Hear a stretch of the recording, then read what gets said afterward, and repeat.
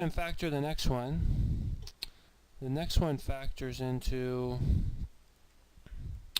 on the top we have 2x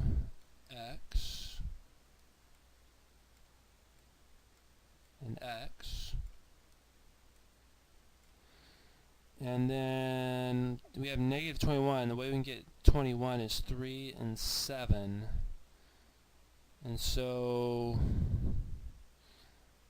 we're going to need to have a negative 7 here and a positive 3 here. And you can go ahead and check this on your own, but you're going to see that this works out because our inner product gives us 3x and our 2x times our negative 7x gives us negative 14x.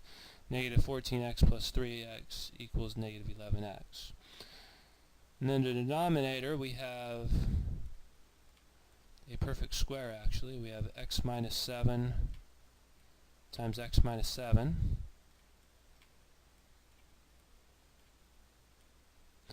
And again, we're going to see some common factors in the numerator and denominator. We're going to see a common x minus 7 and a common x minus 7, which leaves us with a final answer of 2x plus 3 on the top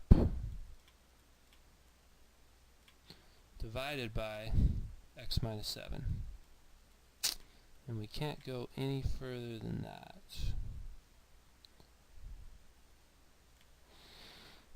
Okay, I have another example here.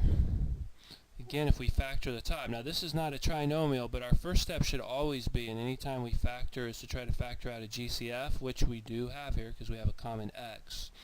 So if I factor out x, that leaves me with x plus 5 in the numerator. And in the denominator, we have x plus 5 times x plus 7.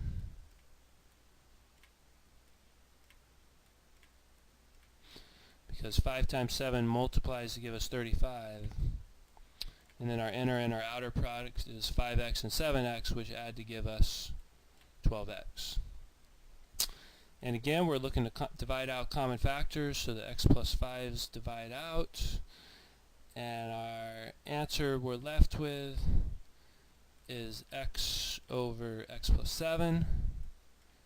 And I just want to again make a comment about this. We cannot divide out these x's. We cannot do that because this x right here has this 7 attached with it, so it is not common with the x on the top. So that's our final answer. Okay, now before we move on and do our next example, I want to talk about what kind of polynomial expressions are opposites. What are opposites? For a polynomial expression, or for two polynomial expressions to be opposites, every pair of corresponding terms must be opposites. For example, if I have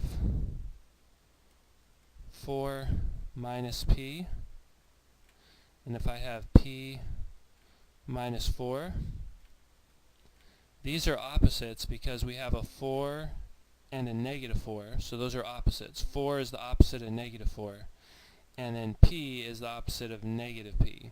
So the corresponding terms both have opposite signs. So this polynomial expression is the opposite of this polynomial expression. And because that's true, let's take a look here. If I write 1 over the other one, this is 4. Actually, let me erase this and rewrite it. If I have 4 minus p over p minus 4, on the top here I could go ahead and do something like factor out a negative 1 on the top, and if I did that, I'd be left with negative 4 plus p. Left with negative 4 plus p. On the bottom I still have p minus 4. But negative 4 plus p is the same as p minus 4. So that's actually the same as what we have in the denominator. And so all that we're left with is negative 1. So the quotient of two opposite polynomials, or when we divide out two opposite polynomials, the result is just a factor of -1. So here's an example where that sort of thing will happen. If I take our numerator and I factor it, it factors to x plus 5 times x minus 4. And then our bottom is the difference of squares. Now be careful here. Don't write the x part first. It's 4 plus x times 4 minus x. 4 plus x times 4 minus x. And notice that none of these in the numerator and denominator are exactly the same. However, these two right here, this guy and this guy, are opposites. -4 and +4, x and -x. So I can cancel them out. And the result is a -1. And so now when I go to write my final answer, what I can do is just add a negative sign out front, leave our common factor of x plus 5 on the top, and our factor of 4 plus x on the bottom, and then with this negative sign out front, that's our final answer. This negative out front comes from the result of dividing two opposite polynomials giving -1. So just to review, if we're trying to simplify rational expressions, we should always factor first. That's the key to this.